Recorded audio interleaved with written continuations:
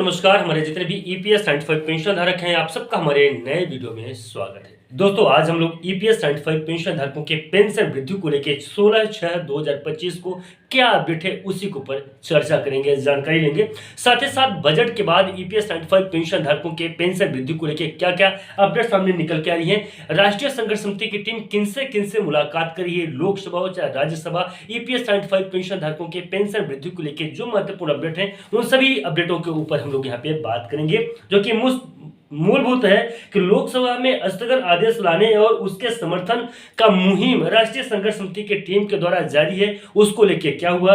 EPS 95 जो minimum pension का मुद्दा है उसका निष्कर्ष अभी तक क्यों नहीं आ रहा है, उसके ऊपर भी सीपीएफसी के साथ में बैठक हुई है, उस बैठक में क्या निष्कर्ष निकला है। और बजट में किसी भी प्रकार का कोई प्रावधान नहीं है ईपीएस 95 पेंशन धारकों के पेंशन वृद्धि को लेके, उसको एनएससी ने अपने श्रम मंत्री जी के माध्यम से जो मुलाकात किए थे इसके बावजूद भी नहीं आया है। उसमें बात करने के लिए सीबीटी की जो बैठक होने वाली है 28 को, उस पर क्या अपडेट है उसके ऊपर भी चर्चा करेंगे। साथ ही साथ में कमांडर अशोक राव जी जो कि राष्ट्रीय संघर्ष समिति के राष्ट्रीय अध्यक्ष हैं, उनके द्वारा महाराष्ट्र के सांसदों के साथ में जो मुलाकात की जा रही है उसके ऊपर भी यहाँ पे चर्चा करेंगे। एनएससी की मुहिम सभी दलों के जितने भी सांसद हैं सभी को एक मंच पे लेके आने का, वो कितना सक्रिय हुआ, कितना उस पे काम हो रहा है, उसके ऊपर भी चर्चा करेंगे आज के इस मीटिंग वीडियो में। और साथ ही साथ में ये भी देखेंगे कि जो महाराष्ट्र के उप मुख्यमंत्री माननीय एकनाथ शिंदे जी हैं,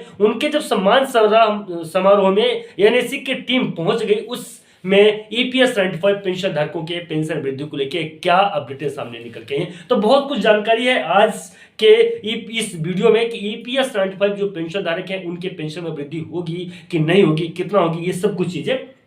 तो दोस्तों शुरू से लेकर लास्ट तक इस वीडियो को देखिएगा। और एक बात और मैं आपको बता दूं कि बहुत सारे यूट्यूब चैनलों के माध्यम से अफवाह जो तो खबर दी जाती है, बहुत सारी खबरें ऐसी होती हैं जिनका कोई लेना देना नहीं होते ईपीएस 95 पेंशन धारकों से। ऐसे खबरों से बिल्कुल दूर रहें और सही खबर, सही जानकारी बिल्कुल आसान भाषा में जानने के लिए हमारे यूट्यूब चैनल को सब्सक्राइब जरूर कर लें। आज का मुख्य जो टॉपिक था मैंने आपको बता दिया है, उसमें से किनसे मुलाकात हो चुकी है, राष्ट्रीय संघर्ष समिति की टीम ने कहां मुलाकात किया है, किनसे मुलाकात की है, उसके ऊपर भी चर्चा करेंगे। महाराष्ट्र के सभी दल के जो सांसद हैं एनएससी की टीम, उनसे जो मुलाकात की है उसके ऊपर में बात करेंगे, जिसकी वजह से सदन में कई बार ईपीएस 95 पेंशन धारकों के मुद्दे को उठाया गया। ये चीज आपने देखा होगा, मैंने भी अपने वीडियो के माध्यम से आपको दिखाया, बताया भी था।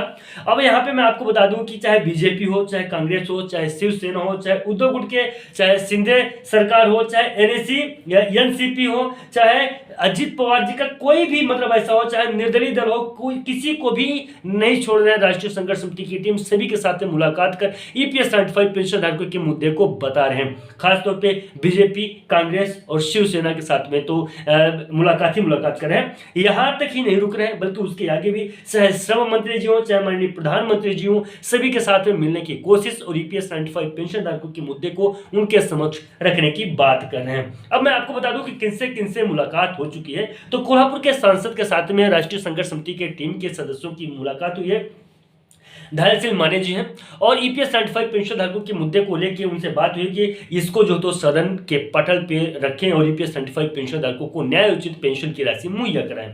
साथ ही साथ में राज्यसभा के सांसद धैर्यशील मोहित पाटिल जी के साथ में भी मुलाकात कर ईपीएस 95 पेंशन धारकों के मुद्दे को रखा गया। वहीं पे मुंबई दक्षिण के सांसद अरविंद सावंत जिसे भी मुलाकात कर ईपीएस 95 पेंशन धारकों के पेंशन वृद्धि को लेकर जो पे चर्चा हुई है। और जो तो डिंडोरी के सांसद भास्कर वांगरे जी के साथ में मुलाकात हुई है। तो ईपीएस 95 पेंशन धारकों की पेंशन वृद्धि को लेकर धुलिया के सांसद शोभा ताई जी के साथ में मुलाकात हुई है, और मालव के सांसद अप्पा राणा राघव के साथ में भी ईपीएस 95 पेंशन धारकों की मुलाकात हुई है। ईपीएस 95 पेंशन धारकों की पेंशन वृद्धि को लेकर जो तो वहां पे चर्चाएं हुई हैं। यहीं तक बात नहीं रुकी है, और भी मैं आपको बता दूं कि बहुत सारे लोग हैं जिनके साथ में राष्ट्रीय संघर्ष समिति की टीम का मुलाकात हुआ है। महाराष्ट्र सदन की एनएससी टीम कई दिनों तक वहां पे बैठ के इंतजार करे, और क्योंकि महाराष्ट्र का सदन सत्र इस समय चल रहा है, वहां बैठे इंतजार किए और ईपीएस 95 पेंशन धारकों का मुद्दा सभी जितने भी सांसद गण हैं उन तक पहुंचाया। केंद्रीय राज्य मंत्री श्री मुरलीधर मोहोल जी के साथ में मुलाकात हुई है, उनसे बातचीत हुई है। श्रम मंत्री जी से बात करने की उनसे अपील की गई है कि ईपीएस 95 पेंशन धारकों के मुद्दे को लेकर एक बार वो माननीय श्रम मंत्रालय में बात करें। जालौर के कांग्रेस के सांसद जो तो उनसे कल्याण काले जी से भी मुलाकात कर ईपीएस 95 पेंशन धारकों के मुद्दे को बताया गया, समझाया गया और ईपीएस 95 पेंशन धारकों के जो मुद्दा है उस पर जो तो त्वरित कार्रवाई हो उसके ऊपर भी चर्चा की है। शिवसेना के उद्धव गुट के जो तो सांसद उनके साथ में भी मुलाकात किया गया है। भाऊराव बागछोरे जी उनके साथ में ईपीएस 95 पेंशन धारकों के पेंशन वृद्धि को लेकर चर्चाएं हुई है, बात हुई है। और यतोमाल के सांसद इनके साथ में संजय देशमुख उनके साथ में मुलाकात कर ईपीएस 95 पेंशन धारकों के मुद्दे को रखा गया है। नंदुरबार के युवा सांसद हैं, उनके साथ में भी ईपीएस 95 पेंशन धारकों के पेंशन वृद्धि को लेकर बात हुई है। इनका नाम है गोपाल कांडा, कांग्रेस से है और ईपीएस 95 पेंशन धारकों के मुद्दे पे जो तो विशेष तौर पे इनसे चर्चा कर ईपीएस 95 पेंशन धारकों के पेंशन वृद्धि को लेकर अपील की है कि जो तो सदन के पटल पे रखे ईपीएस 95 पेंशन धारकों के मुद्दे को जो तो सदन के पटल पे रखा जाए। तो ये बड़ी अपडेटें हैं जो कि राष्ट्रीय संघर्ष समिति के टीम के द्वारा की जा रही है। और मैं आपको बता दूं कि 29 तारीख को होने वाली राष्ट्रीय संघर्ष समिति जो तो सीबीटी की बैठक है वो राष्ट्रीय सिर्फ मतलब ऐसा भी बताया जा रहा है कि स्पेशल जो तो ईपीएस 95 पेंशन धारकों के लिए है, लेकिन देखना यह है कि ईपीएस 95 पेंशन धारकों की पेंशन वृद्धि को लेकर वो कितना सक्रिय और कितना जो तो महत्वपूर्ण हो जाता है।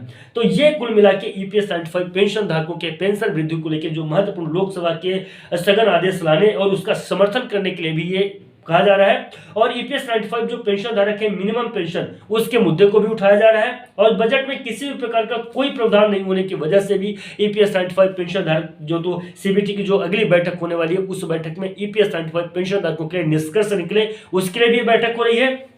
और महाराष्ट्र के सभी सांसदों का समर्थन ईपीएस 95 पेंशन धारकों के पेंशन वृद्धि को लेकर जो तो कवायद जारी है, मुहिम छिड़ी हुई है। राष्ट्रीय संघर्ष समिति की टीम माननीय कमांडर अशोक रावत जी एनएससी के कई छोटे बड़े दल चाहे जितने भी हो, चाहे कोई भी हो, चाहे निर्दलीय हो, सभी के साथ में यहाँ पे एनएससी की टीम जो तो उनसे मुलाकात कर ईपीएस 95 पेंशन धारकों की पेंशन वृद्धि को लेकर बात करी है। उप मुख्यमंत्री जी के साथ में भी मुलाकात की गई है महाराष्ट्र के माननीय शिंदे साहब के साथ में और ईपीएस 95 पेंशन धारकों के मुद्दे को बताया गया।